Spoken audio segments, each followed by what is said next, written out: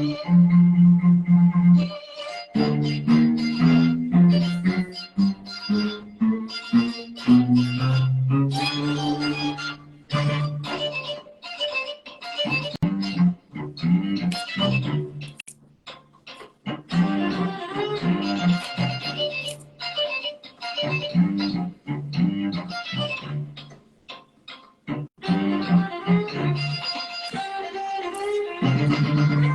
Stephanie. Access check. Can you hear me okay? Okay, awesome. Let's get our guest on as well.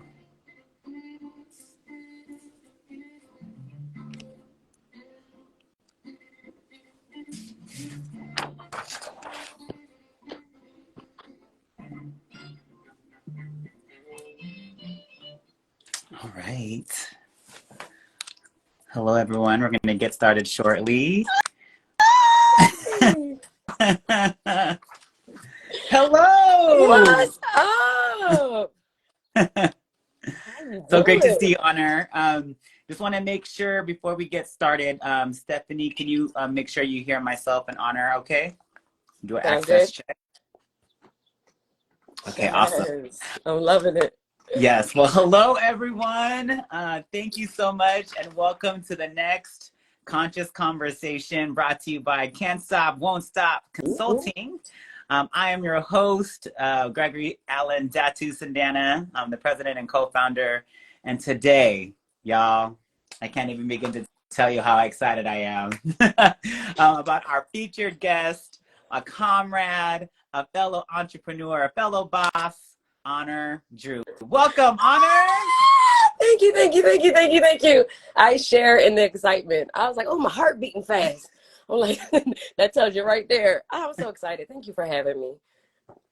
Thank you so much for being here. So for maybe folks, I'm going to read a little bit of your bio, if that's okay, just to give people a little bit of grounding of who you are. And then we can go ahead and just dive into the conversation. Is that okay? That works. Okay, cool. So for those who don't know, Honor Drew is the CEO, consultant, and lead trainer at Honor Vision. Honor Vision is a creative consulting firm that seeks to empower people to become their best selves and apply what they know and learn through consulting services and professional and personal development.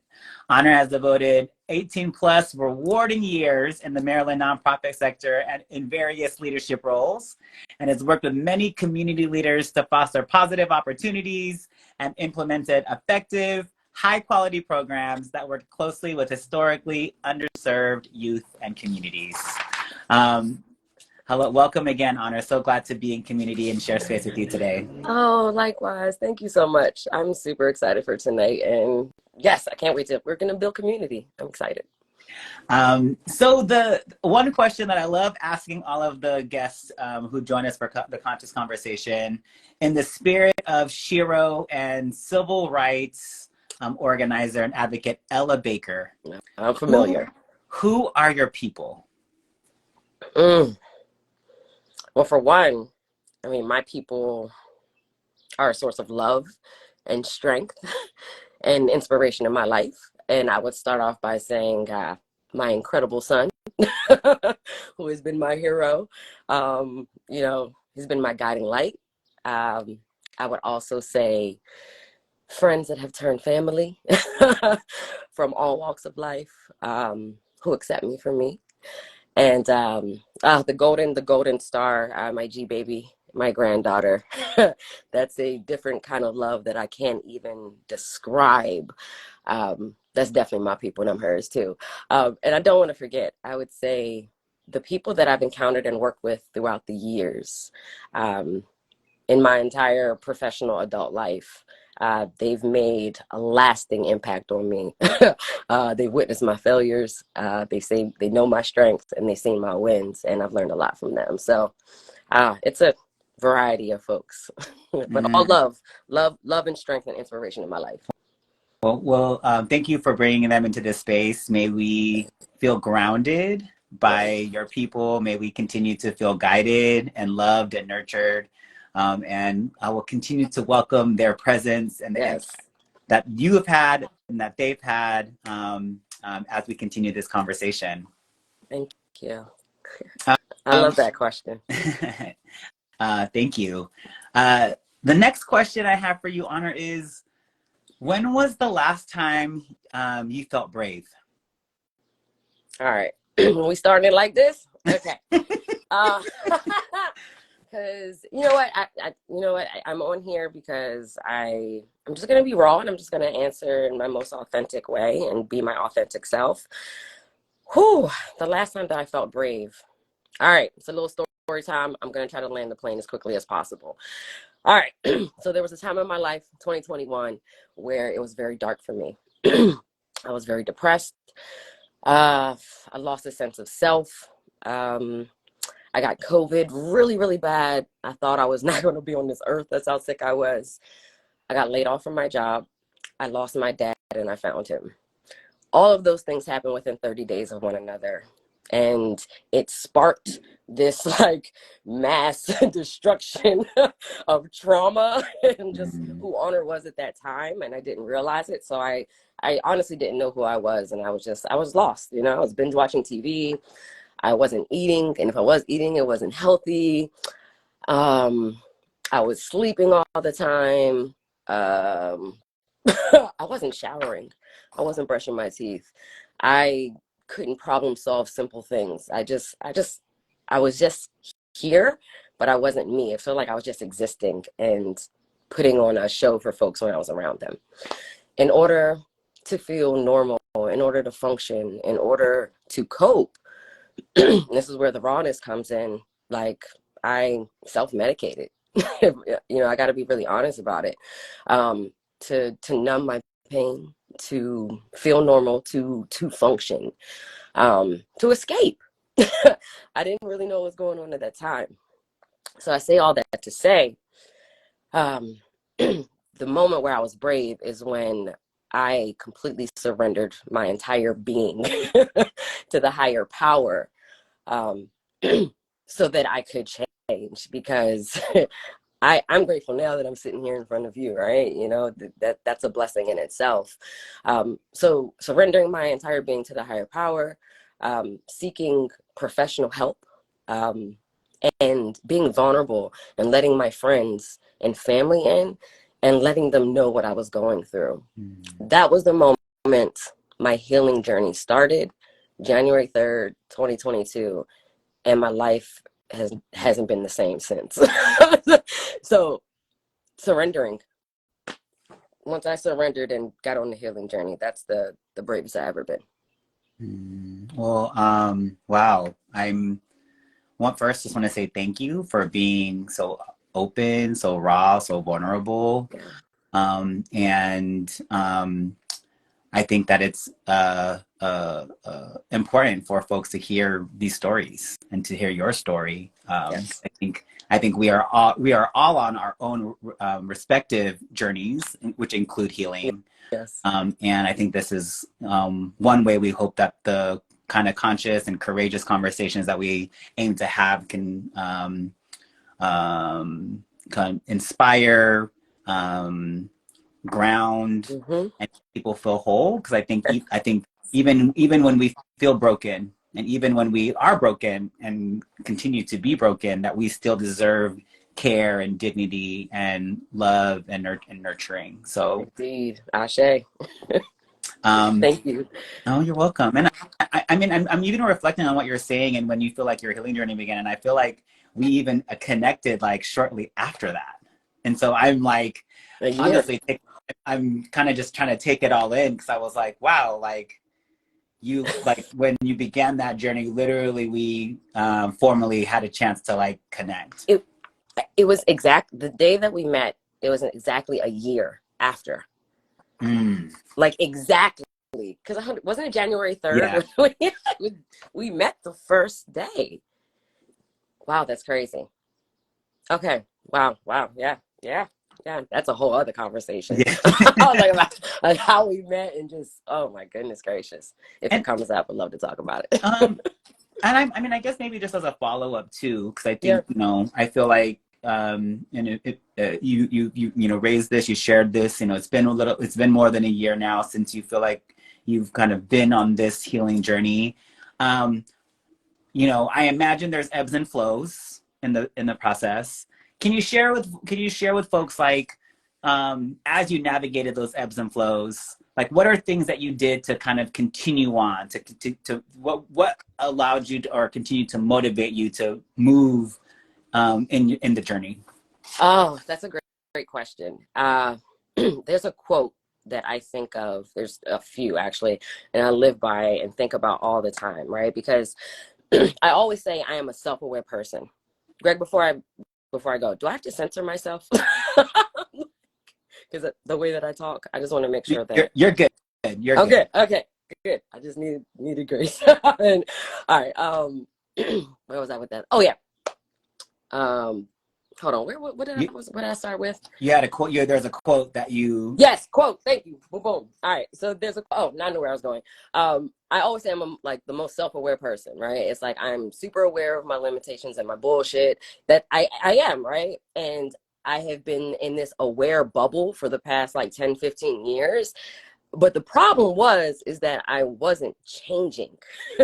It's like I'm aware of my limitations and my stubbornness and whatever else that I have going on that I would like to improve upon, but I wasn't doing anything about it. Mm. During my healing journey, you know, with my therapist, we were just having this conversation, and then this quote doesn't exist. Maybe it's out there. I searched it, so I think I created it, so I'm going to take credit for it. But the quote is, information without transformation is an illusion, or knowledge without application is a delusion, right?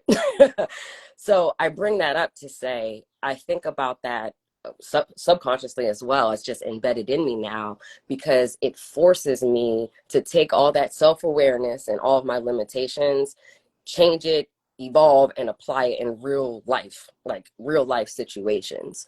So where before, where let's say I'd be spiraling, or I'd worry so much and I would have so much anxiety, I don't have that as much now, right? It's Mm. because I started to put things in place like that quote. And I started finding like understandings of like what it meant to apply things and how to evolve and like what does that look like. I started learning how to self-regulate. Mm. So my ebbs and flows throughout the first years, like there was a month where it was 3 months into my entrepreneurial journey and I had no money. I'm talking about negative $46. And you know that you ain't had no money because you remember how much was in your account. It was negative $46 in my account. And I had no idea where my next contract was going to come from. I don't have a job. I'm working for myself. I'm new to this. And I'm new to the healing journey. What am I going to do? I remember sitting at my desk. I was about to spiral. Actually, I started spiraling. And I was just like, Honor, Mm. you know this isn't going to do anything for you. How long is it going to take for you to get through this and you know get past it, or are you just going to stay in this moment? So I acknowledged how I felt, which I've never done before. I acknowledged how I felt. I sat with it. I said it's okay. I didn't push it away, right? Because that's what I normally tend to do. These feelings that you don't want to feel, you want to like do something to not think about it and avoid it. I was able to sit in it, but not sit in it too long. And that helped me move forward. Like I was able to not like suffer from that anxiety or that worry and spiral and create stories that aren't true for myself. So that's application in real life. Like I'm really applying things. So the more I'll say the longer, you know, that I am on this journey and it's a forever constant change, it's the reminders of making sure that you're actually using what you've learned right in the moment. And a lot of times I think we forget those things that we learn. All right, I'm gonna land the plane right Yeah. there. I'm rambling. No, absolutely. I mean, that really resonates though, Honor, because I think I talk a lot about that it's in those moments of discomfort or even tension that there's actually growth, right? Like, Yes. and we have to actually, and it's important to sit with it because I think society and I would say white supremacy culture Mm-hmm. discourages us from actually feeling all the feels. And I think that's actually an important part about not just feeling, but also recognizing like, okay, to be able to be aware and then to your point, to be able to use the information for the transformation, Mm-hmm. you actually have to kind of be in it and Yes. actually say, all right, well, if I'm feeling upset, or if I am feeling sad, or if these are the emotions that I'm feeling in this moment, um, then like how uh, to ask why, like why am I feeling this way? Yes. What is sparking these emotions? And I think that helps you to then be able to recognize and name what the Name thing it. may be, and to continue to move forward either in how you heal or how you're going to respond to it. Yes. Yes. Oh, you summed it up perfectly. Um, so I appreciate that, because I think it's a reminder that like it's okay, it's okay to be uncomfortable, and Yes. it's okay to have some tension, and that some like it's in those moments that we could actually be able to expand. I think about like my personal trainer always used to tell me this, and I think about it because I'm like, well, it's like, our heart's also a muscle, so our feelings I also think is connected to that. Oh yeah. In order for you to be able to like build muscle, you actually have to continue to practice and use the muscle. And That's right. so if I'm not lifting a weight and lifting heavier weights, or if I'm not sitting in my discomfort, there's not going to be a time where I'm going to be able to grow or Yep. strengthen those muscles, or strengthen the way I am able to navigate or process these Absolutely. emotional things. So Yes.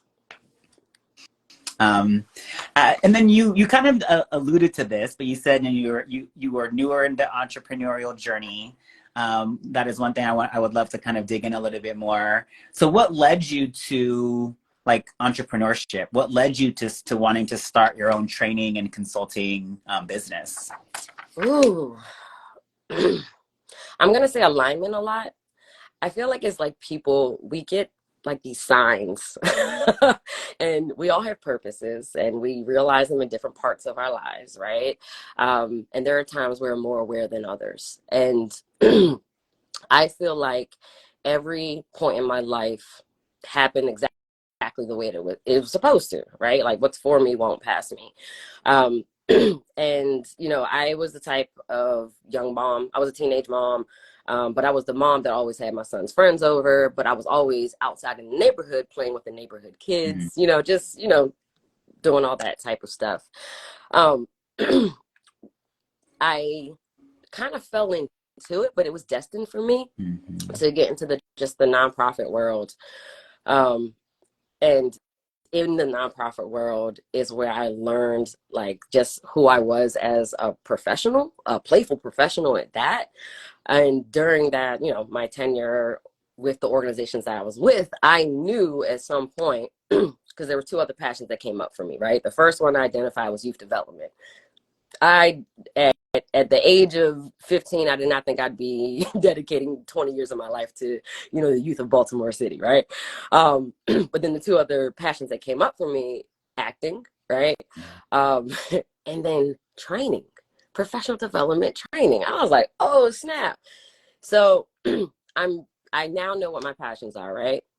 But then, all right, how can I fuel and how can I be an actor, how can I support my other passions? And it was like one day i I'm going to work for myself, and I think it's going to be a professional development training business.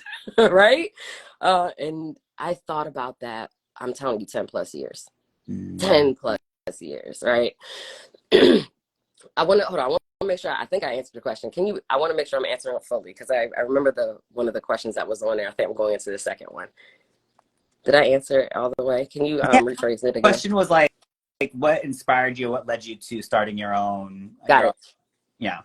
I was totally going to answer to the other question. But really, it was all right. So, as a program director, I also been in positions of leadership with any nonprofit that I was at. I would always be managing managers, and I failed a lot. I had a lot of wins as well, but I got to see people grow in these positions, and I had a lot to do with it, right? Like no, I don't take all the credit. I mean, it existed within them, but I was able to get them to see themselves, Mm. right? And like, I was able to water them and give them their flowers and like really like show them who they are and who they could be, and actually see them get there. So I was like, to me, it was a no-brainer. It was like, well, how else can I do that? It was one of my passions, which was training, right? Professional development training. It's like, I can do that with the people I work with now. All right, I can do that with, I can multiply that number and spread it far and wide with training. So it was from my it was from my experience working in the nonprofit sector that brought me to where I am today. No, I hear that. It's interesting because I had a very similar trajectory. Like Oh yeah. my experience in nonprofit in the nonprofit sector actually was what inspired the founding of Can't Stop Won't Stop Consulting. That's amazing. It's interesting story of like myself and Carmen Berkeley, who's the co-founder. We were talking about how, well, why are all the consultants white, older white men? Mostly straight. Yes. And we were like, there has to be other people who could help advise or guide us on some of these campaigns or the way that we're Yes. building the organization. And so that's actually the whole impetus and the start of the firm Oh, that's was awesome. like, all right, how do we get more people that look like us, more people of Right. color, more women, more Come on. LGBTQ plus folks to be not only in positions of power, but also to have the support that they needed once they were in their roles. Yes. Because I feel like it's like, oh, okay, great, there's people in leadership. It's like, well, actually, now they need support. Like, Yes. Because how many organizations, like, you have, people of color in these positions, and there's no support professionally for them, like, yeah, to grow them. It's like, I mean, I would say when I first started, but I would say most of my career, and I would like to know for you as well, I learned as I went. I was building the plane while flying it. Like, yeah. it wasn't, a whole lot of like, here, I'm going to teach you how to be a leader. It was a lot of failing forward. Absolutely, absolutely. And I think that was for me like something that was important to be more open about. Like I recently did an interview. One of the podcasts I did for the Be the Boss Now, which was like the accompanying podcast for the book that I wrote. Oh, And I interviewed one of the people I interviewed. His name was Andy Shalal, and he is the owner of the Busboys and Poets like chain that's in like the DC, Maryland, Virginia area. oh, that's awesome. And one thing we talked about was like failure. Well, I talked about it with with all of my guests, but one quote that he said in particular, he says that, I see I don't actually see failures as failures. I see them as pit stops. Mm, I see them as pit stops because they may slow us down. They veer us off to a certain way, but we refuel, we re-strategize, we get some care and support, and then we're able yes. to continue back on track. And I so love that. and I was like, wow. So he was like, he's like, this is a reframe I want to offer. He was like, we didn't fail. We're on a pit stop. And I love that that. for me was such a interesting reframe that I was like, right, like this also again challenging white supremacy culture is like we're not perfect, we're humans. There's no human in this world that is perfect, and so we shouldn't expect that of No, ourselves or expect that of other people. And part absolutely. is taking these pit stops. Part of that is, in your words, to fail forward. And so I welcome that kind of like energy and welcome that under like humility. I think it's being humble is like Yes. I made this mistake and I'm learning from it, or this was not maybe the best pathway forward, but now I'm taking a step back to say, actually, well, let's take what do we learn from this and what is a better or different path forward. Yes. Oh, you learn so much in that space. Like, I just remember, oh, I wonder how it was for you too. Like, just, I mean, I was what, 19, 20 as a manager. And like, I had no humility at that point because I was scared to fail in front of others. And Mm-hmm. it was like, I would cover up my mistakes or I'd blame other people. And it was like, it took me probably about 3 years to be like, all right, y'all, I have to, this is what happened. And in that moment is where I knew that I gained respect from the people that I managed because they were like, you admitted you were wrong in front of us. And then we learned together and I got their input. So it's like, oh man, I just agree so much with that because I actually welcome failure, Yeah. especially with the acting world. It's like I'm up against a lot of no's, right? And there's a lot of rejection in the entertainment field, and whatever. It's like I don't even look at those as no's. It's like, well, whatever my role is, I'll get it. If it's not for me, it's just not. It's just a no, and it's not a failure. We just keep it moving. So I love the pit stop. I'm gonna borrow that. Absolutely. I mean, I guess along those lines, what it was a pit stop, or what was a failure that you've had on your journey that you are willing to share with folks about, and what did you take from it? Ooh, I've had plenty of pit stops. So many are going through my mind right now. Whew. Okay. You know what? I'm gonna use one from this chapter of my life, because I can talk about my nonprofit work all day. I did it for so long. I'm new to this, and I have taken a lot of pit stops the past year and a half because it's been a year to 6 months, like for real.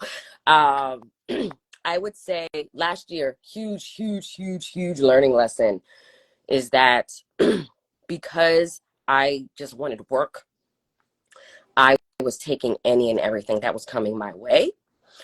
And I was saying yes to everything.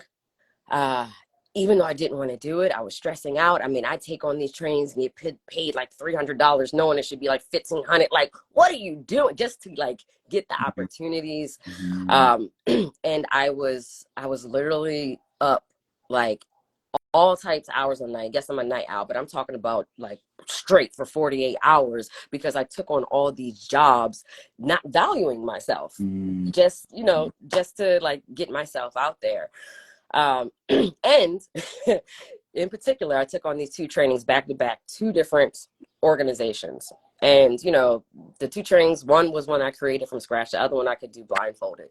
But because I was up all night, I was stressed and didn't prepare as well as I should have. The one training that I did, it was not that great to me anyway, right? I'm sure, I mean, they said it was fine and it was good and all that, but it's like, I felt like a complete mess. Like in that moment for me, it was failure because it was like, you can never do this again.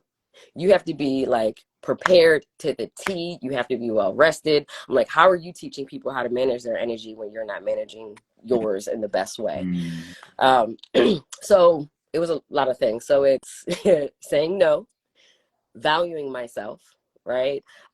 Saying yes to the things that I'm an expert in, that I'm good at, and telling people that and messaging that in the best way. Um, and putting it out there, just telling folks, right? Just not taking on everything because someone wants me to. That is such an important lesson. Because I think, especially in entrepreneurship, and especially for, at least in my experience with working with a lot of folks who are starting their own businesses, it's a scarcity mindset. It's like, okay, well, Yes. I have to say yes to all of these things, because what if I don't get something? Or I have to say yes to all these things because I just need to like be able to like get all the guesses now, so that then if I get all these no's later, then then I'll have a backup. And Yep. it's a real thing to have to navigate, right? And so I appreciate you naming that, because I think it's a real thing. It's literally something that I get asked about a lot. It's like, okay, well, should I still take it on? And so I think one thing that I've learned, because I was like, you know what, like there may be some times where I think it's also real that there may be times you do have to take on projects that you're not the most Yes, excited about, right? So for like I don't sure. want to negate that. However, I think one thing that I've learned, and I think this is something that I didn't appreciate, like I was reflecting on as you were talking, is like what are the questions or what are the criteria that I'm going to like put against making Come this decision, on. right? And so Yes. how much joy does it bring me? Is it, what how like how much money am I, like what are they offering? Can You I better negotiate? preach. Um, is, will I be able to collaborate or work with other people? Yep. What kind of future opportunities can this bring me? What kind of Yes. platform like will this create for if I take on this project? And I think there are different conditions or different things that come with taking on or doing different projects. And Mhm. I think that's just something to kind of be mindful of as you like determine, or at least one thing that I've learned, I'll say from my experience, that's helped me say, okay, Greg, do you really need to take on this additional client? Or once, and then I think the next level of it is, okay, well, if you can't take it on, who are other people that you trust or that you feel like could still deliver a quality Yes. that you could like confidently and openly like recommend to Right? like to take it on, right? Provide an opportunity for someone else. Yeah, because it could be their yes all day and meet their checklist, Right. right? I love that. Yeah, yeah. I want to highlight. I saw a comment on here.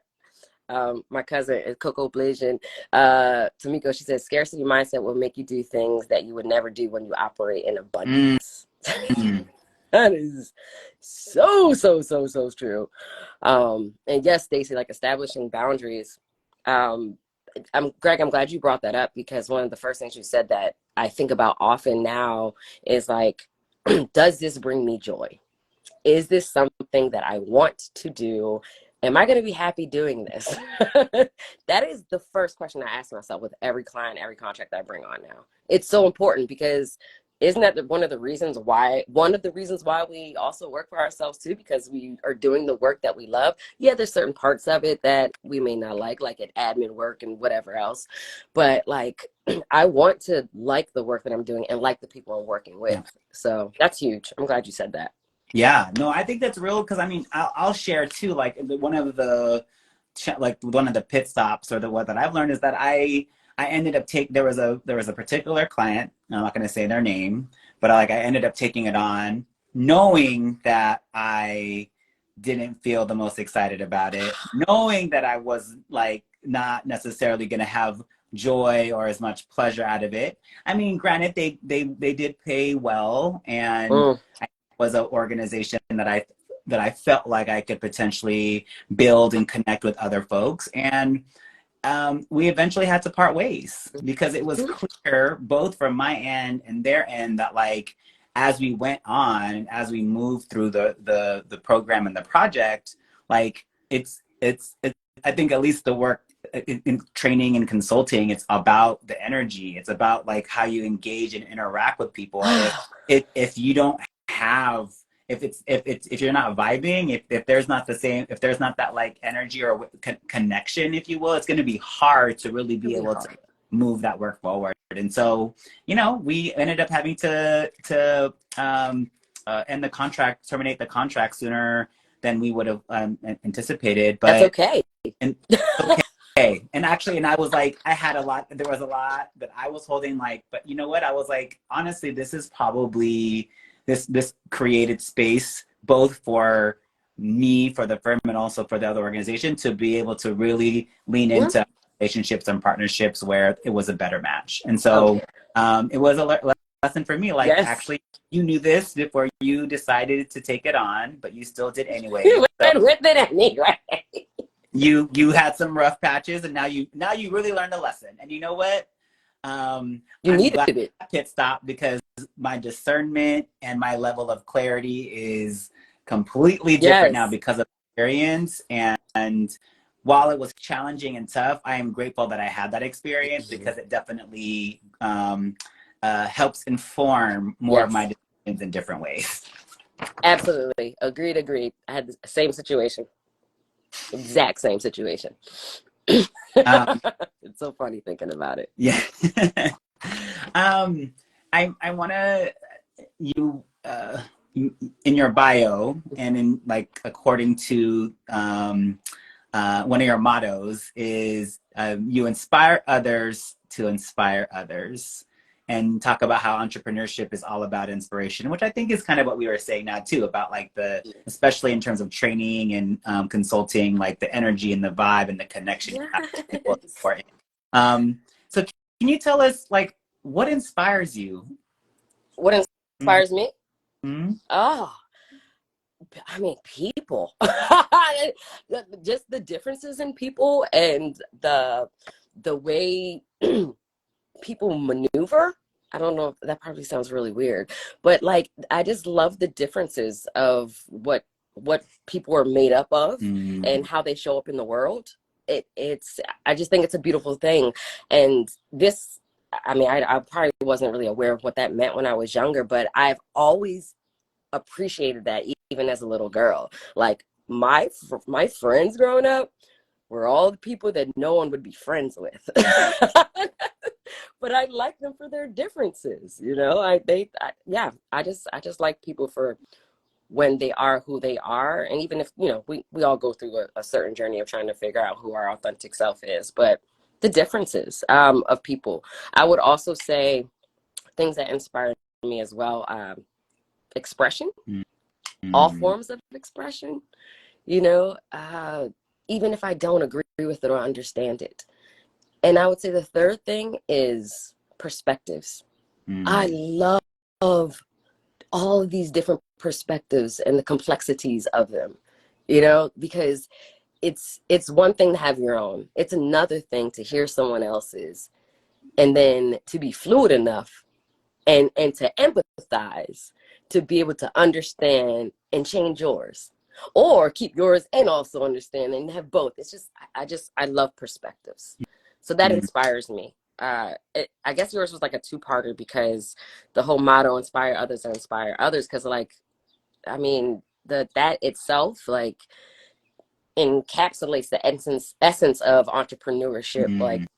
like as it is, right? You Yeah. know, because it's like the opportunities to ignite a spark in others, right? Like I actually said this to you recently, to learn new tools, put them in your tool belt, and then take those tools out and to share those tools with others. You know, I think that's beautiful as well. It's like you create this ripple effect by sharing what you know and recycling these tools. So I just want to inspire people and empower people to just be their best selves and to go for like, and to honor their vision. What am I talking about? Like to honor their vision. I mean, that's one of the reasons why my company is named that. Like, honor your vision, honor your gifts, honor your talents, honor your purpose.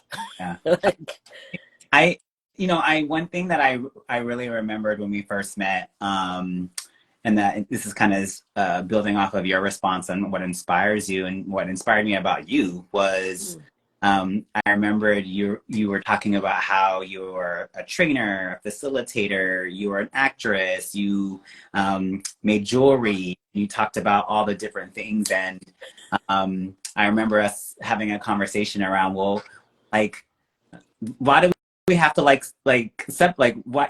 do we have to keep those things separate? Like, all of those pieces or all of those things make up honor, and that is part yeah. of your vision. Is like, I'll train for you. I can help facilitate this thing.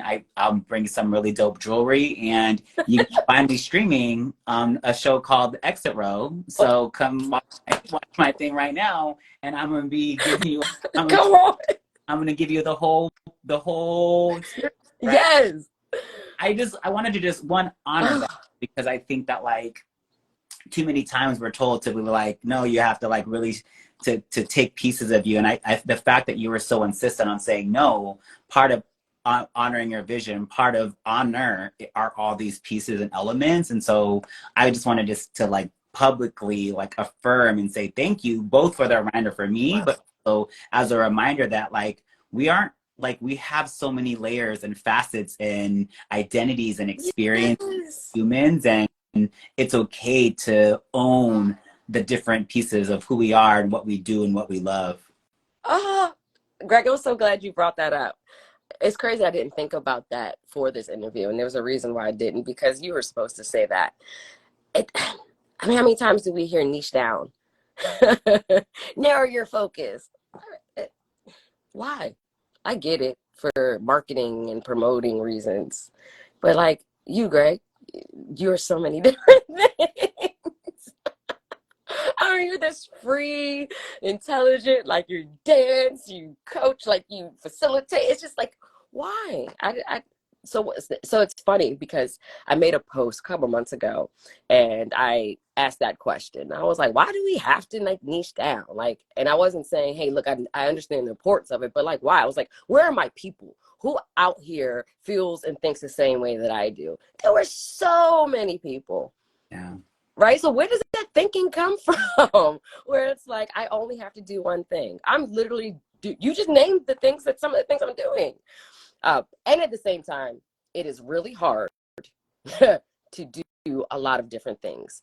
One of my learning lessons this year is finding balance, Yeah. because you get to a point when you're working so much on one thing that I feel like I'm now not honoring my acting or my jewelry or whatever else. So it's like trying to figure out how to navigate them together. Is it possible? Yes.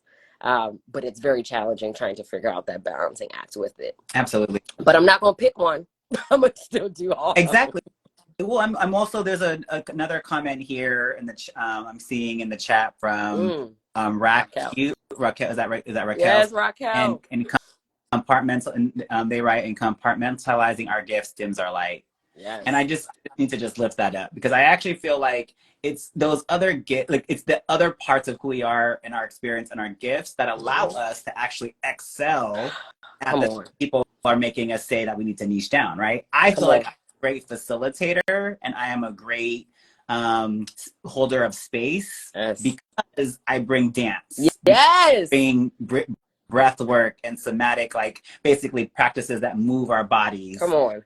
Because I actually like music, and therefore know that music and the way that we feel music and the way that music is a part of our lives and our culture, like that allows for folks to feel seen and feel welcome in a lot of different ways, which allows them to show up differently in a company, right? And so for me, it's like, all right, well, you're going to tell me not to be a dancer, but it's because I danced to my favorite Missy Elliott song that now half of this room is even willing to talk about some of the things because we were able to share in that experience, right? And so I think that's why I struggle sometimes with that, because I'm like, well, actually, me talking about the challenges growing up being gay, coming from an immigrant or working class background, may make you feel uncomfortable, person who maybe didn't share that experience. But there are a lot of people who may have shared that, or there's an experience that resonates that allows them to connect in a different. And so come on. So that's why I wanted to lift that up, because it was like, wow, okay, here's someone who I'm like, who is also trying to navigate people putting us into particular boxes, but our shine, let's just say it, our shine doesn't fit in a box. No, what box? It doesn't exist out in this world, and I'm gonna get in this world. So, God, you know, but that also is why I gravitated towards you. For folks that don't know, Greg and I met on a reality TV show for entrepreneurs earlier this year in January. We connected from the moment we met, and we have not let go. That's all I'm gonna say. But I mean, Greg, that's the same thing. It was your light. I was just attracted to this light, and like that. We were fluid. We could respect and see one another in a way that others couldn't. Because when I left that experience, I left thinking about the relationships I had, particularly with you, over the feedback that I got of narrow down. You know, it was like, that is what stood out to me. So thank you for lifting that up. I really appreciate that. Of course.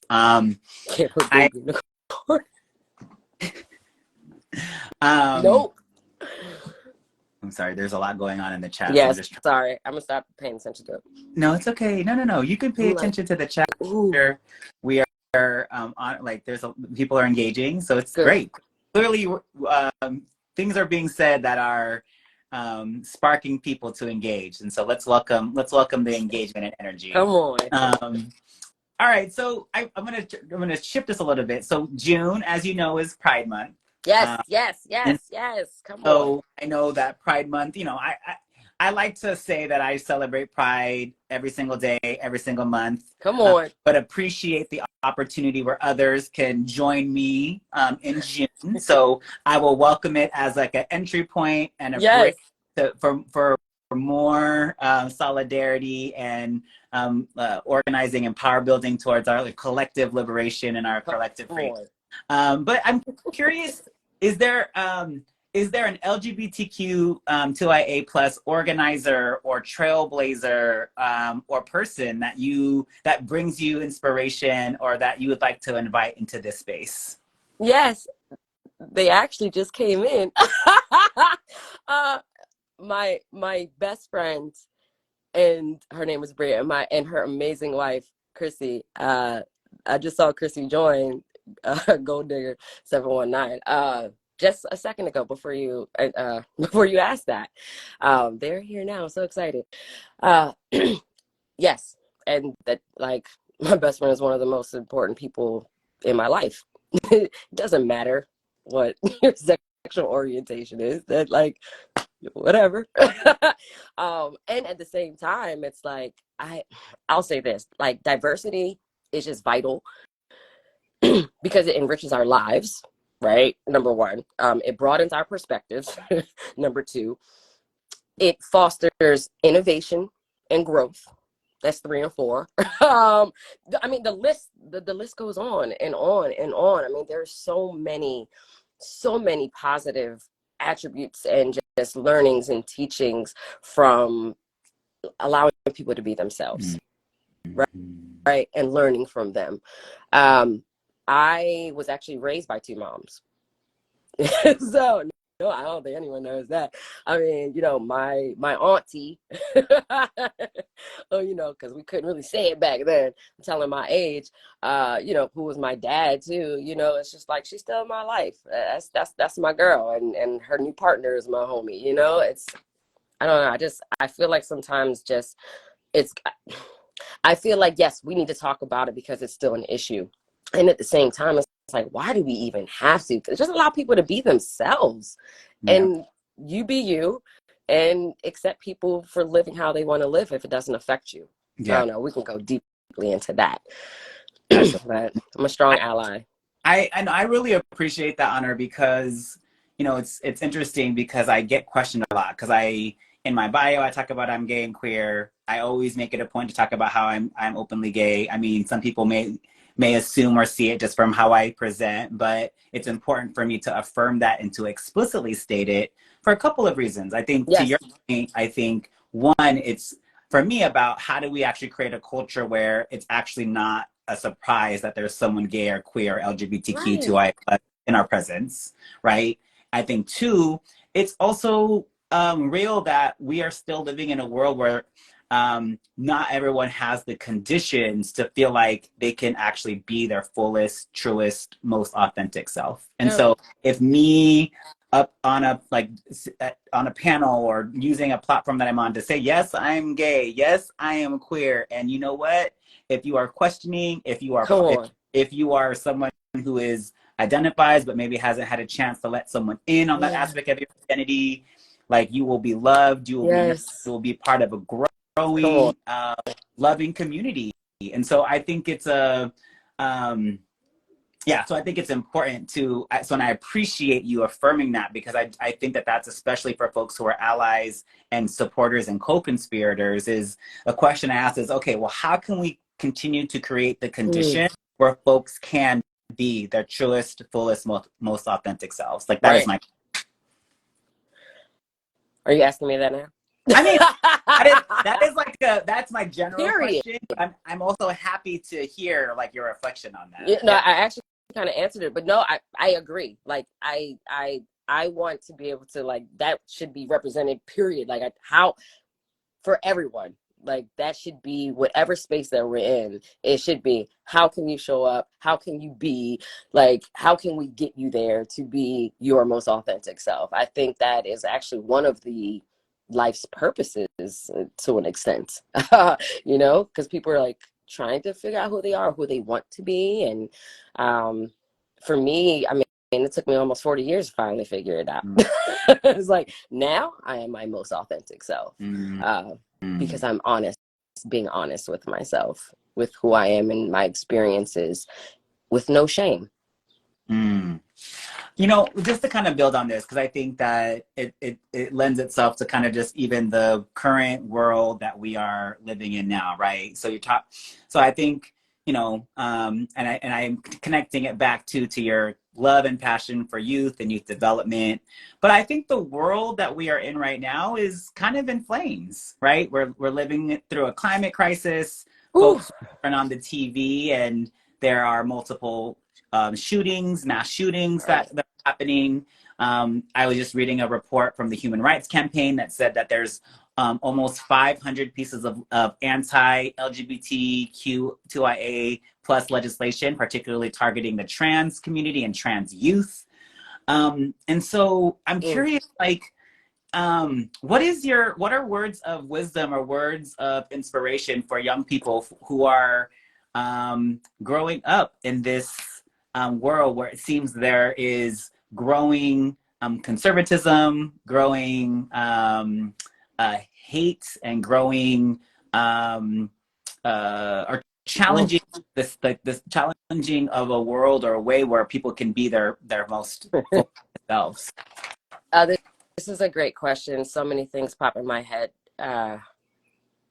For one, because I had to deal with that in regards to being multiracial. Growing up, it was very eye-opening of how I was treated by all races. Mm. And considering I considered those races my own, but they didn't consider me that. So this question, like, makes me think about my younger self. It makes me think about my son's generation. It makes me think about what the world is going to be that my granddaughter is growing up in.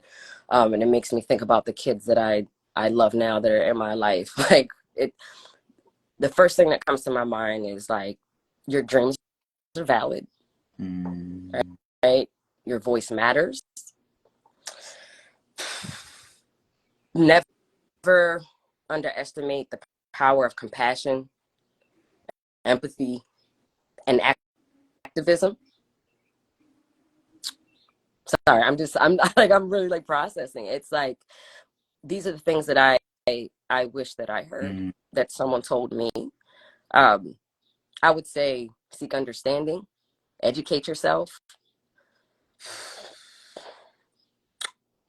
find your people, find your Mm. tribe, find like-minded individuals to advocate for justice and equality, right? Because it really does take a community to change things. Um, and then I guess my last thought would be continue um, to like strengthen just your core values Mm. and what you represent. Right? Identify your core values, continue to strengthen them and work on them, and share them with the world. Yeah, Mm.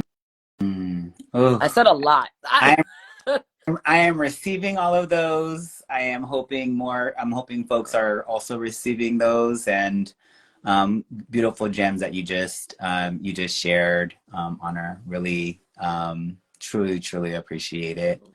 Um, whew, um, we are coming up to the last couple of minutes of this I conversation. know. Wanted to first kind of just see to kind of turn it to you to see what are some things that you're working on, what are some things that you'd like to share with our folks, Yeah. so that we can hear about how we can help honor your vision too. Oh, thank you. Yes. So I am going to, I'm in the process of working on a marketing and, social media campaign, because I have not put myself out there to the world. It's, I've been blessed, and I'm grateful that I've gotten my contracts through word of mouth and referrals. But what my delivery, like, objectives are changing a bit, and I want to inform the people. So this is my way of informing people. I finally figured out my messaging Mm. with the help from my lovely aunt that I got to see this past weekend in Florida. And, it's easy for me to say, hey, y'all, I'm the CEO, trainer, consultant of Honor Vision, and I do professional development training and consulting and, personal and professional services. Cool. But really what I am is I'm a change catalyst. Mm. I'm a change agent. I can help transform whatever it is that you need transforming. I can take you over the mountain. Look, I'm getting this message down, baby. So whether it's coaching, whether it's professional development training, whether it's you got some workplace culture issues and you need somebody to come in there and do some focus groups and some training for your staff, youth development work. You got a staff of folks who need to run a summer camp. Hire me; they will be trained. Okay. Uh, You know, you need to get from point A to point B, whether it's you as a person or professionally or organization. I'm the person that you can come to help do that, to help drive that change, and you know, pull the knowledge out of you because it actually already exists within you. Mm. What else I got going on? Jewelry, y'all. All right, I'm vending. I'm vending at a wine festival. If y'all going to Secret Garden Wine Festival, come check out Essential. You won't see it on this one, but you'll see Honor Vision to sign up. I'm vending. I'm going to be launching new products soon onto the website. So please, you know, check out the website here and there. New stuff is coming, but I've been so busy that I haven't been able to make stuff. But I'm about to start honoring my gifts and my jewelry so I can start putting more stuff on there. And then if you haven't seen it, like check out the Exit Row. It's on Peacock, Prime, Tubi, and two other places that I can't remember right now. I am looking to after August, my plan is to not take on any other big contracts and audition. So I'm gonna get back into, you know, my acting as I grow this business. And hey, if there's anybody that needs support, that needs me to share something, that you have something going on with your own business, if you are out there and you were probably being Greg at one point and you are contemplating and you're hesitant to make that jump, DM me. Let's just talk. Because a lot of times we create things and we're like, oh, it's going to be crazy. It's that fear. But I'm telling you, once you're aligned with your gift, everything falls into place. That worry that I had, that anxiety that I had, that whatever that I had no longer exists because I know that I'm going to be good because I'm walking in my purpose. So if that's you, please DM me. Feel free. I won't charge you. You know, it's not, I'm not trying to get your money, but let's talk. Just you can do it. Those are my last words. Yeah. Greg, you're amazing. You're an amazing. You know what? You are right. You know how to hold space, and I am so appreciative of this space that you held for me. Thank you so very much. Your spirit is just infectious. I already got it. You have an invite, and we've been already saying this. Remember, I told you, my best friend and her wife live in Colorado. She said, "Bring our new friend with me." So we're definitely going to go. So go visit. Just Greg, continue doing what you're doing. I'm just so happy that you're in my life. Thank you so very much. Honor.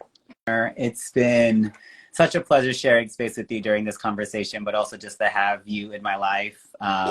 You are the epitome of, it doesn't, like, it's not just about how long you know someone, but just how connected you feel to them. And I mean that from the bottom of my heart. And I'm sharing that here in front of everyone. In the world, that this is my love and care for you is really deep. Just, you know, and I'm excited about the kinds of collaborations that we'll be able to do, and how I can even support you as you continue to be a change agent and change this. If you're not already following Honor, please follow Honor at Honor Drew. Everywhere. I saw a question about if we're going to post this. We are going to post this Yes. video afterwards as well. So also, we invite you to please share this if it inspired you, so that we can continue to bring the good word to others. And then, yeah, I think the last thing I'll just say is, like, happy Pride. Yes, Happy it is. Pride. And we are gonna we'll celebrate it every day and every month. But I continue to invite folks to use this as a special Yes. opportunity to celebrate your LGBTQ2A plus loved ones, and to ask that question, like, what else can we do to create the conditions that anyone and everyone can be their fullest, freest, and selves? Yes. Ashe. Thank you all for joining us. Like, y'all are amazing. Thank you, Raquel. Thank you, Stacey. Thank you, Tamiko. Thank you, Bree. Thank you, Shan. Thank you, Shab. If I miss you, thank you, Freckle Veteran. Y'all are the bomb. Like, y'all support means everything. Your engagement means everything. Like, thank you. We love you. I love you, Greg. Thank you for making this accessible. Okay? Like this, thank you. You put things into perspective for me. You've already inspired me to do differently. Oh, thank you, Honor. So yeah, thank you so much to Stephanie, our interpreter. Thank you to our accessibility team, which is led by a deaf accessibility coordinator. And Everyone, have a great rest of your day and holla at us. We are here to be in community Nikki, and forward to further building. Take care, everyone. I And thank love you again. you. Hi, Nikki. Hi, Ediko. Love y'all. Love everybody. Bye, y'all. Bye. Thank you.